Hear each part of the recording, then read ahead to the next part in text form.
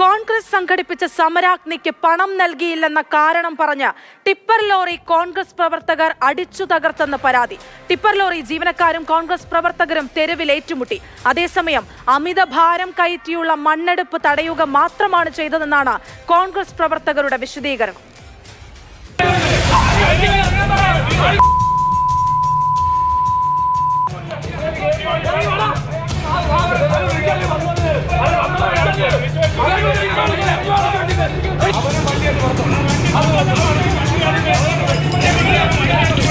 സർക്കാർ അനുമതിയോടെ മണ്ണെടുക്കുന്നത് കോൺഗ്രസ് പ്രവർത്തകർ തടഞ്ഞെന്നാണ് ലോറി ഉടമയുടെ ആരോപണം.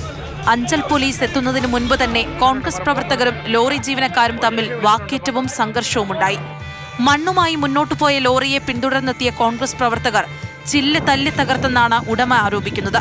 വിഷയം ഒത്തുതീർപ്പാക്കാനായി അഞ്ചൽ കോൺഗ്രസ് കമ്മിറ്റി ഓഫീസിൽ ചേർന്ന യോഗത്തിലും വാക്കേറ്റവും കയ്യാങ്കളിയും തുടർന്നു.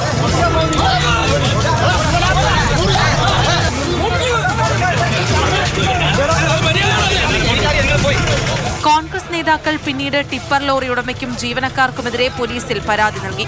ഞങ്ങൾ നിർത്തിയിട്ടിരുന്ന വണ്ടി എന്നെ ഇടിച്ചു തെറിപ്പിച്ചുകൊണ്ട് വണ്ടി എടുത്തുകൊണ്ട് പോയി.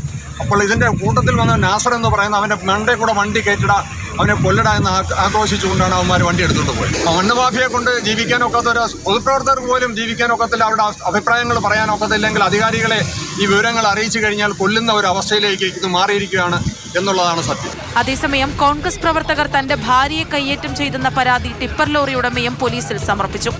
സംഭവത്തെക്കുറിച്ച് വിശദാന്വേഷണം നടത്തുകയാണെന്ന് പോലീസ് അറിയിച്ചു. മാതൃഭൂമി ന്യൂസ്, കൊല്ലം.